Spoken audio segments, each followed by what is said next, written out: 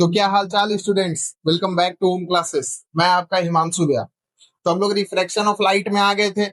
हम लोग अभी तक पढ़ चुके हैं, लॉज ऑफ रिफ्रैक्शन तक तो पढ़ चुके हैं। ठीक है। अब हम लोग का जो इंपॉर्टेंट टॉपिक आता है वो आता है रिफ्रैक्टिव इंडेक्स, जिसका कि न्यूमेरिकल्स में बहुत ज्यादा यूज है। और इससे हम लोग को अच्छा अच्छा चीज भी पता चलता है आगे। ठीक है। तो हम लोग क्या स्टार्ट करेंगे अभी? Refractive index. ठीक है। तो यहाँ पे सबसे पहले देखिए, रिफ्रैक्टिव इंडेक्स है, इसका सिंबल मैंने क्या दिया है? Small n. यानी कि रिफ्रैक्टिव इंडेक्स आपको किससे रिप्रेजेंट करना है? स्मॉल एन से। ठीक है। अब आइए, अब हम लोग समझते हैं कि रिफ्रैक्टिव इंडेक्स होता क्या है।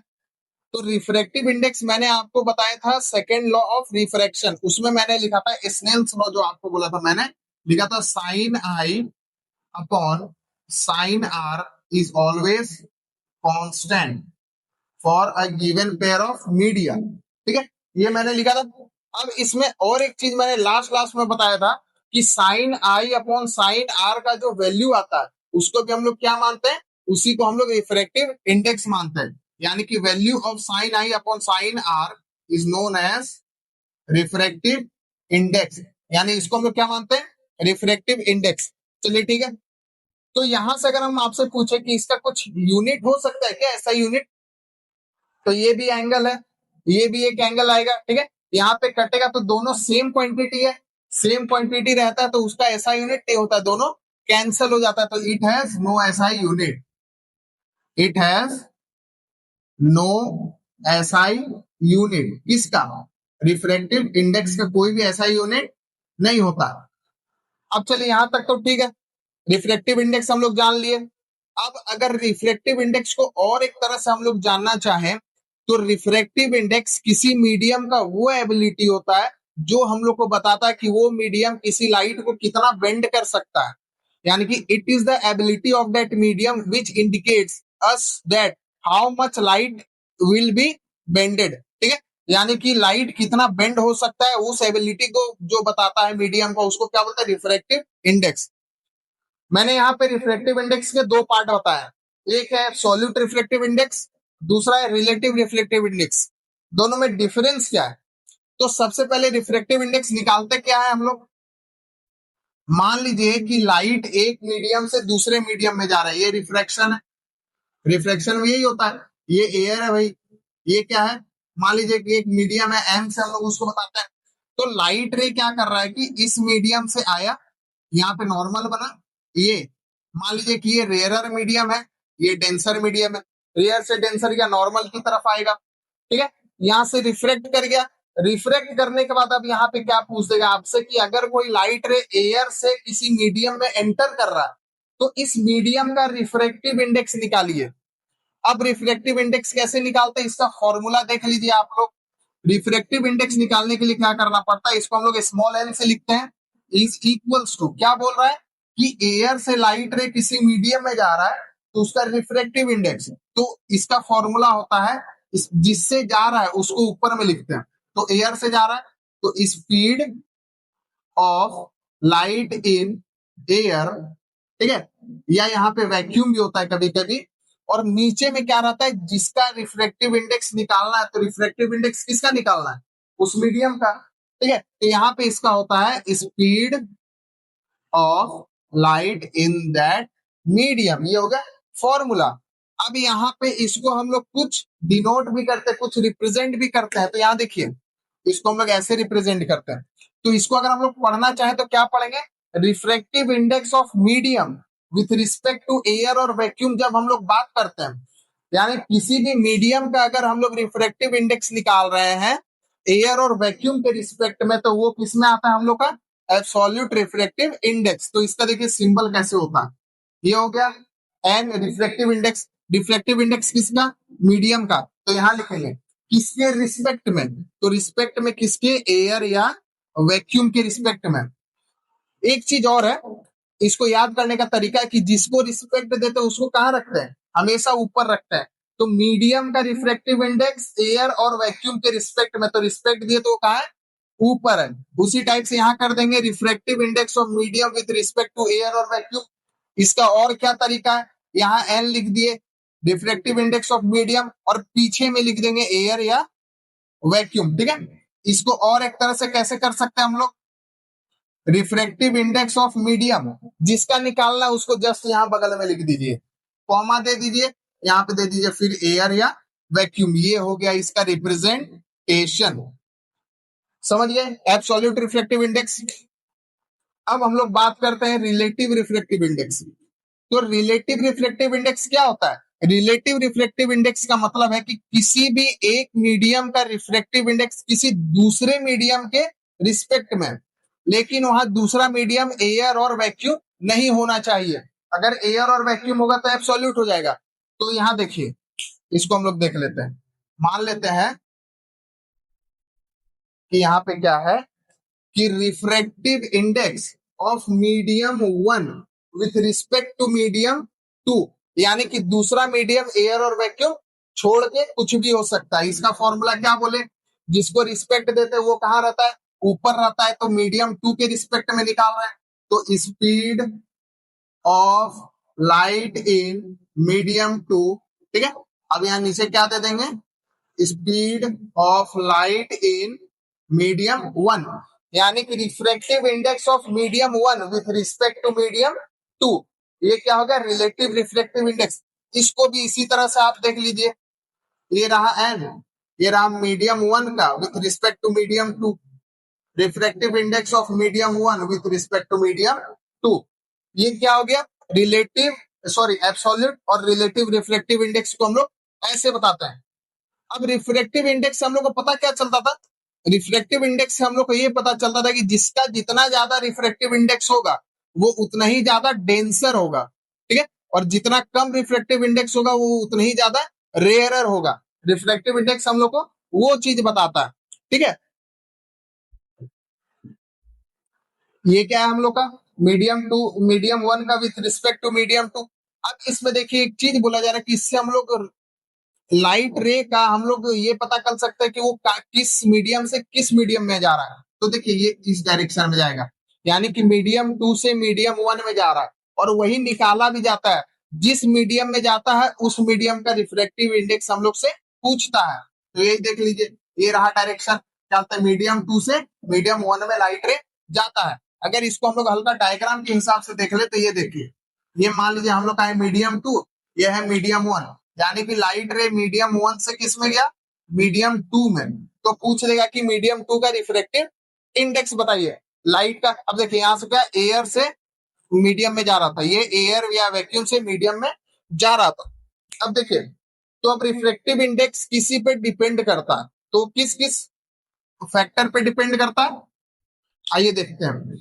तो रिफ्रैक्टिव इंडेक्स दो फैक्टर पे डिपेंड करता है, किस पे, सबसे पहला है हम लोग का रिफ्रैक्टिव इंडेक्स डिपेंड्स अपॉन, सबसे पहला है nature of the, nature of material, material of the medium, ठीक है। आप लोग को सिर्फ इतना ही जानना है कि यह इसमें अभी सिर्फ फैक्टर ही पूछे जाएंगे, रीजन वैसा कुछ नहीं पूछा जाएगा। दूसरा, वेवलेंथ ऑफ लाइट रे यूज्ड, यानी कि wavelength, wavelength of light used, यानी कि क्या है, सबसे पहला तो मीडियम का जो मटेरियल है उसका नेचर कैसा है उस पर डिपेंड करता है, और जो लाइट यूज हुआ उसका वेवलेंथ कैसा है उस पर रिफ्रैक्टिव इंडेक्स डिपेंड करता है।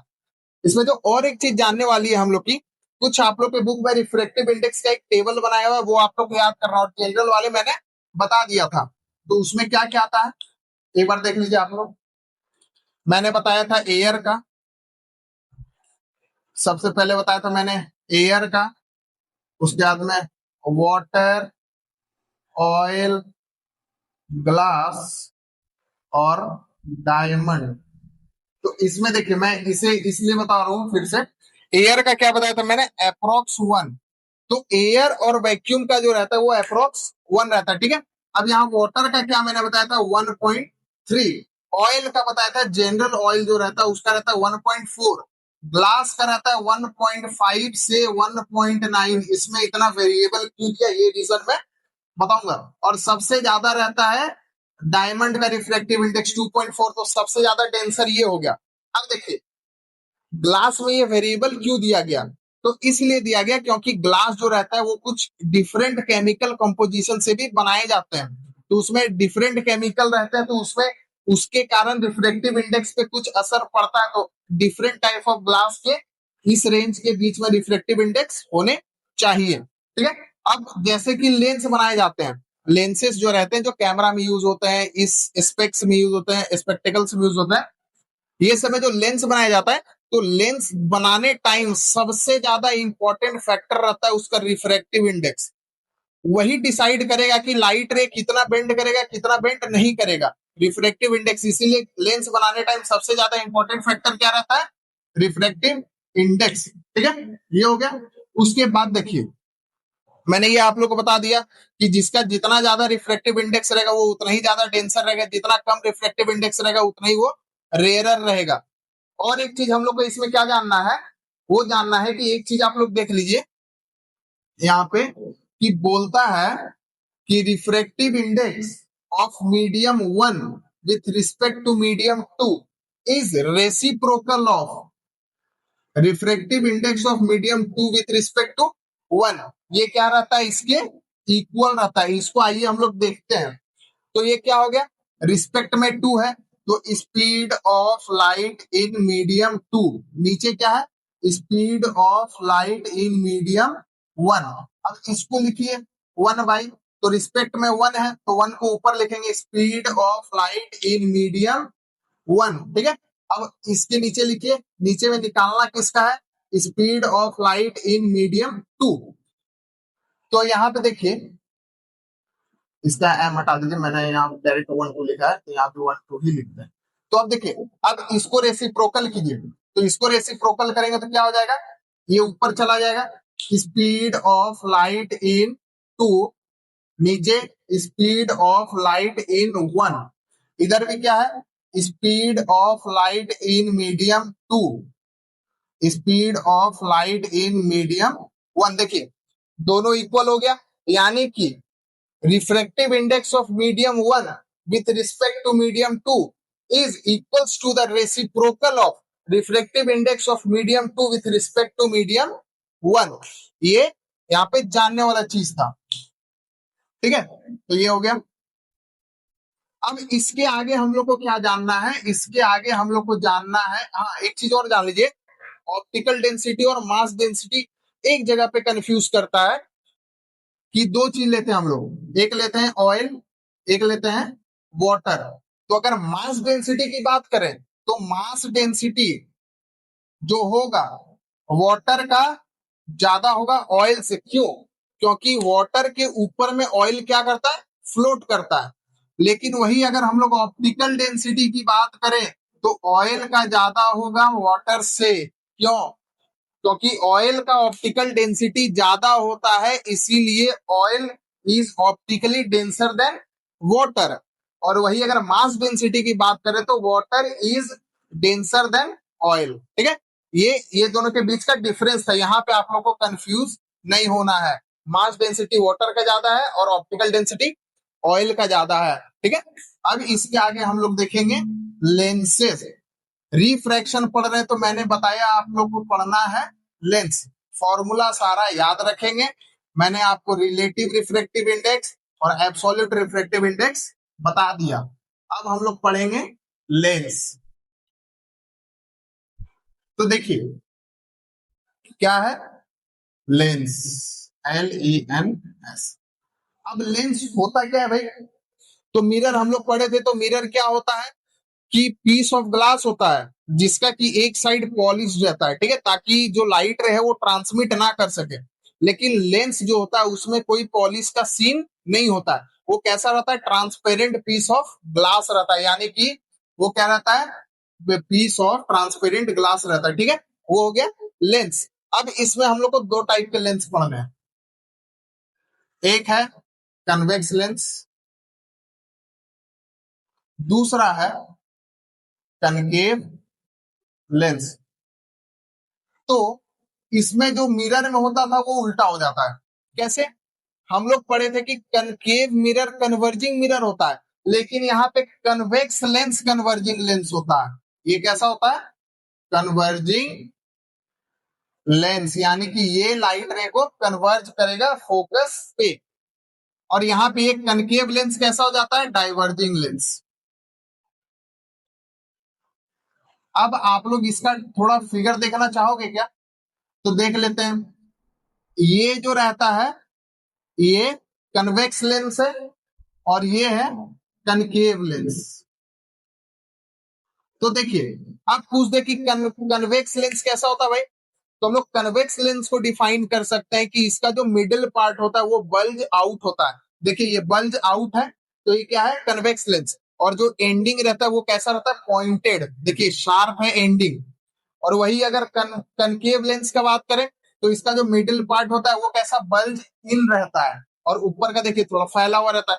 ये दोनों क्या है, ये कन्वेक्स है और ये क्या है, कनकेव है। ये जान लिए। अब इसमें क्या है कि अब हम लोग को एक चीज जानना है कि जैसे लेंस बन रहा है, तो मैंने बताया था कि इधर से एक बनेगा पूरा सर्कल, इधर से एक बनेगा पूरा स्फेयर बोल लीजिए। उसी टाइप से इसको अगर हम लोग लेना चाहें तो इसमें कैसा बनेगा, ऐसे बनेगा।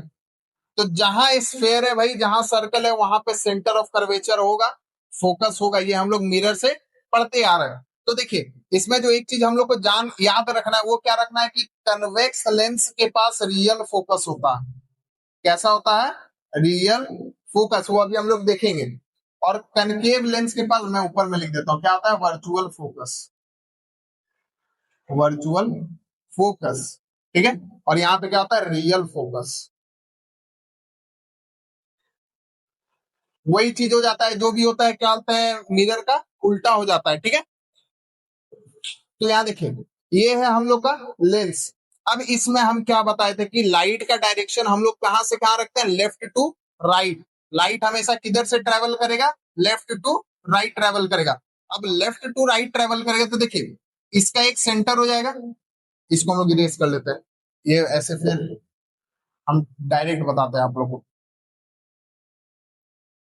ये आप लोगों को सिर्फ इतना याद रखना है कि ये स्फेयर क्या रहता है, कैसे रहता है, वो याद रखना है। अब देखिए यहाँ पे एक होता है बीच में, यहाँ पे जो इसका एक सेंटर पॉइंट यहाँ पे रहता है उसको क्या बोलते हैं, ओ से डिनोट करते हैं, जिसको क्या बोलते हैं, ऑप्टिकल सेंटर। क्या बोलते हैं, ऑप्टिकल सेंटर, ठीक है। दूसरा वही सेम चीज इसमें भी होता है, कनकेव लेंस में।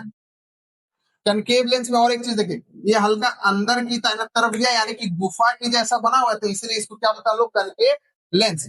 यहाँ पे भी इसको ओ से डिनोट करते हैं, इसको क्या बोलते हैं, इसको भी बोलते हैं ऑप्टिकल सेंटर।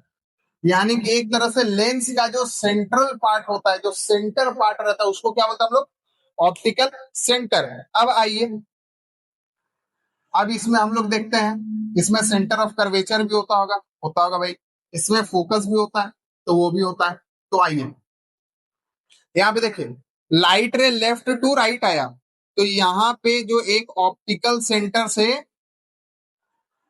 एक लाइन क्रॉस होता है, जिसको क्या बोलते हैं हम लोग, प्रिंसिपल एक्सिस। हम लोग मिरर में भी पढ़े हैं, जो कि ऑप्टिकल सेंटर से ये एक इमेजिनरी लाइन होता है, जो कि मिरर में पोल से क्रॉस होता था, और यहाँ पे किससे क्रॉस होता है, ऑप्टिकल सेंटर से, ठीक है। ये क्या हो गया हम लोग का प्रिंसिपल एक्सिस। अब कोई लाइट रे प्रिंसिपल एक्सिस के पैरेलल आएगा, प्रिंसिपल एक्सिस के पैरेलल आएगा, तो देखिए मान लेते हैं कि यहाँ पे इसका क्या है, सेंटर है। क्या है, सेंटर ऑफ कर्वेचर है, ठीक है। तो सेंटर ऑफ कर्वेचर का आधा हो जाता है एफ। तो देखिए इसमें दो गो स्फीयर बन रहा था, एक उस साइड और एक इस साइड, तो इसमें सेंटर भी कितना होगा, दो गो होगा। सी दे दिए दो, एक इधर एक इधर, और यहाँ पे भी दे दिए एफ, फोकल लेंथ, ठीक है। आइए अब इसमें भी वही करेंगे, यहाँ पे दे देते हैं सी, यहाँ पे दे देते हैं एफ, इधर भी एक बनेगा, तो यहाँ पे दे देते हैं एफ, यहाँ पे दे देते हैं सी। लेकिन इसमें एक ट्विस्ट क्या है कि इस हम लोग लेंस में सी नहीं लिखते हैं, यहाँ पे हम लोग इसको लिखते हैं सीधा 2f। सेंटर ऑफ कर्वेचर क्या होता है, फोकस का डबल होता है, तो यहाँ पे क्या फोकल लेंथ का डबल होता है, तो यहाँ पे हम लोग क्या लिखते हैं, 2f। दोनों तरफ क्या लिखेंगे, 2f, इधर भी क्या लिखेंगे, 2f, इधर भी क्या लिखेंगे, 2f।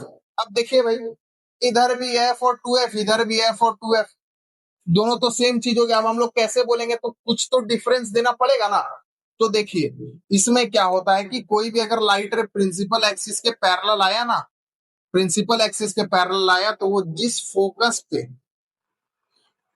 फोकस पे वो कन्वर्ज करेगा, या जिस ये डाइवर्जिंग है तो ये डाइवर्ज कर दिया, लेकिन हम लोग पीछे एक्सटेंड करने वाला नियम को जानते हैं।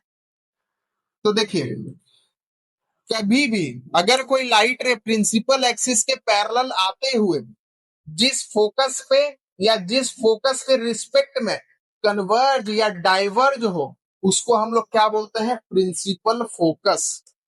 क्या बोलते हैं, दोनों में क्या होता है, एक एक प्रिंसिपल फोकस होता है, प्रिंसिपल फोकस।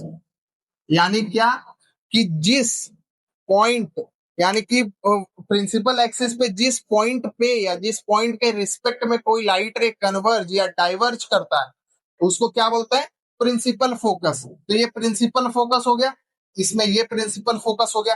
तो देखिए जो बच गया उसको दूसरे साइड को हम लोग क्या कर देते हैं, एफ डैश से डिनोट करते हैं। इधर ये प्रिंसिपल है तो इसके अपोजिट साइड को किससे कर देता है, एफ डैश से। ठीक है।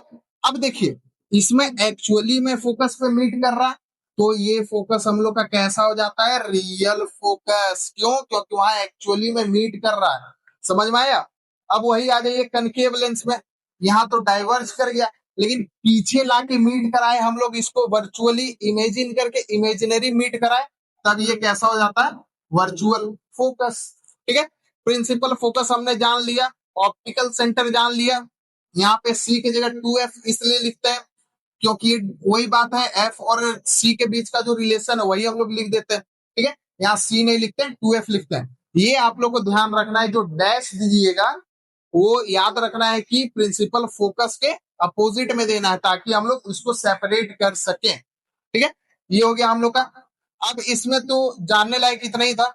इसके बाद हम लोग थोड़ा सा देख लेते हैं कि इसमें भी हम लोग का इमेज बनता है। इसलिए इमेज बनता है तो उसके कुछ रूल्स होते हैं। Rules for obtaining images from spherical mirror पढ़े थे, अभी क्या पढ़ेंगे, स्फेरिकल लेंसेस। इसको हम लोग ये भी बोलते हैं स्फेरिकल लेंसेस। ये कैसे है, स्फेरिकल। बताया था स्फेरिकल क्यों बोलते हैं, क्योंकि एक तरह से इधर भी स्फेयर बनेगा, दोनों साइड स्फेयर, तो एक तरह से स्फेयर का पार्ट है ये सब। ठीक है। अब हम लोग देखते हैं rules for obtaining images from spherical lenses. तो आइए, सबसे पहला रूल वही है जो हम लोग मिरर में भी पढ़े थे, कि कोई लाइट रे अगर प्रिंसिपल एक्सिस के पैरेलली आया, ये हम लोग का क्या है, लेंस है। यहां से जाएगा प्रिंसिपल एक्सिस, यहां जाएगा ओ, इधर आएगा एफ, इधर आएगा 2f। ये प्रिंसिपल फोकस है, इधर आ जाएगा एफ डैश, ये आ जाएगा 2f डैश। कोई लाइट रे क्या हुआ कि प्रिंसिपल एक्सिस के यहाँ पे आपको ऑप्टिकल सेंटर पे ऐसा इमेजिनरी लाइन देना, और ये लाइन को ऑप्टिकल सेंटर तक लाना है। प्रिंसिपल एक्सिस से लाए, पैरेलल टू प्रिंसिपल एक्सिस वो कहाँ चला जाएगा, एफ पे। यानी कि कितना भी लाइट रे आएगा वो कहाँ जाके मिलेगा, एफ पे मीट करेगा। ये क्या था, रूल नंबर 1। एरो आप लोग को नहीं छोड़ना है, एरो हम लोग को बताएगा कि किस डायरेक्शन से लाइट रे आ रहा है। तो रूल नंबर 1 में कि if light ray parallel to principal axis then it converges और मीट एट एफ। यानी प्रिंसिपल फोकस पे ये या तो कन्वर्ज करेगा, यानी कि कन्वर्ज करेगा, मीट करेगा, नहीं तो वहां से आगे भी जा सकता है। ठीक है। ये क्या हो गया, रूल नंबर 1।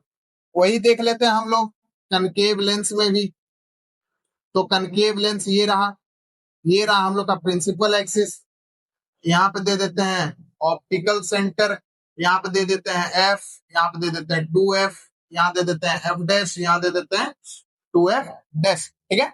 अब देखिए क्या बोले कि पहले लाइट रे क्या हुआ, पैरेलल टू प्रिंसिपल एक्सिस आया। अब ये तो डाइवर्ज हो जाएगा बाहर, ये डाइवर्ज हो गया भाई, ये भी डाइवर्ज हो गया। चलिए, लेकिन पीछे हम लोग इसको मीट करा देते हैं। तो ये रूल नंबर 1 कनकेव का, कनकेव लेंस का, ये रूल नंबर 1 कन्वेक्स लेंस का। रूल नंबर 2 देख लेते हैं। रूल नंबर 2 में क्या है कि अगर कोई लाइट रे एफ से आएगा, कहां से, एफ से आएगा, तो वो प्रिंसिपल एक्सिस के पैरेलल हो जाएगा, वही जो उल्टा हम लोग करते थे। आइए यहाँ पे देख लेते हैं। मान लीजिए कि ये रह गया हम लोग का एक कन्वेक्स लेंस, ठीक है। ये रहा प्रिंसिपल एक्सिस, ये रहा ओ, ये रहा एफ, ये रहा 2f, यहाँ पे रहेगा एफ डैश, यहाँ पे रहेगा 2f डैश। लाइट रे किधर से आया, यहाँ से यहाँ ऑप्टिकल सेंटर वाले लाइन तक लेके आना है आपको, ठीक है। इस डायरेक्शन में आया, एफ से आएगा तो ये क्या करेगा, प्रिंसिपल एक्सिस के पैरेलल इस डायरेक्शन में चला जाएगा। वही चीज आइए, ये हम लोग सेकेंड रूल देखते हैं कनकेव लेंस में। तो ये क्या हम लोग का, प्रिंसिपल एक्सिस यहाँ रहा, ऑप्टिकल सेंटर, ये लाइनिंग दे देना आप लोग को, ये रहेगा एफ डैश, ये रहेगा 2f डैश। यहाँ पे क्या रहेगा आपका, एफ रहेगा, यहाँ पे 2f रहेगा। तो लाइट रे को क्या करेंगे हम लोग, ये एफ डैश की तरफ लाने की कोशिश करेंगे। तो ये एफ डैश की तरफ जाएगा, देखिए फोकस की तरफ जा रहा है। अब इसमें क्या हो जाएगा कि ये फोकस आएगा तो क्या होता है, प्रिंसिपल एक्सिस की तरफ चला जाएगा पैरेलली। थर्ड जो है इसमें, थर्ड इसमें एक वो है कि तीसरा है कि मान लीजिए कि ये है हम लोग का कन्वेक्स लेंस, बस प्रिंसिप यहाँ पे में आप ऊपर में बना देता हूँ, ठीक है। मान लीजिए कि ये क्या है, कन्वेक्स लेंस है, मानना क्या है ये कन्वेक्स लेंस, ठीक है। यहाँ पे ये रहा हम लोग का ऑप्टिकल सेंटर, यहाँ पे क्या हो जाएगा एफ, ये हो जाएगा 2f, यहाँ पे क्या हो जाएगा एफ डैश, हो जाएगा 2f डैश। तीसरा रूल क्या है इसमें कि कोई भी अगर ऑप्टिकल सेंटर से जाएगा तो वो सीधा ही चला जाएगा, ऑप्टिकल सेंटर से जाएगा सीधा चला जाएगा। सेम रूल इसमें देख लेते हैं हम लोग, इसमें भी वही होता है कि कोई भी अगर लाइट रे यहां से आया, ये रह गया हम लोग का concave lens, principal axis, optical centre, यहाँ पे एफ डैश 2f डैश, यहाँ एफ हो जाएगा, यहाँ पे 2f हो जाएगा। बस लाइट रे ऑप्टिकल सेंटर से क्रॉस होगा, वहीं से चला जाएगा। तो इसमें rules for obtaining images from spherical lenses, बस 3 रूल आपको याद रखने हैं। तो ये रहा, यानी कि ये रूल हम लोग को याद रखना है। लेकिन एक चीज और देख लीजिए कि जो मैंने रूल बताया ना, ये क्या है हम लोग का कन्वेक्स लेंस। तो सेकंड रूल जो मैंने बताया यहाँ पे कि ये एफ हो जाएगा, ये 2f डैश हो जाएगा, यहाँ पे क्या हो जाएगा एफ डैश हो जाएगा, ये हो जाएगा 2f डैश। दूसरा रूल मैंने बताया कि अगर कोई लाइट रे एफ से आएगा तो प्रिंसिपल एक्सिस के पैरेलल हो जाएगा, वो मैंने इधर से बता दिया था, अभी देख लीजिए। इसको यहां से लाएंगे, लाइट रे लेफ्ट टू राइट जाता है ना, फिर बस इसको प्रिंसिपल एक्सिस के पैरेलल में दे देंगे, ठीक है। तो ये हो गया हम लोग का रूल्स, इतना हम लोग को याद रखना। और ये रूल्स के बिना आगे का हम लोग का इमेज फॉर्मेशन नहीं बनेगा, अगर ये याद नहीं रहा तो हम लोग आगे हम लोग अब देखेंगे इमेज फॉर्मेशन, और भी जो टॉपिक होगा उसको हम लोग डिस्कस करेंगे, ठीक है। तो thank you for watching, like share subscribe and comment.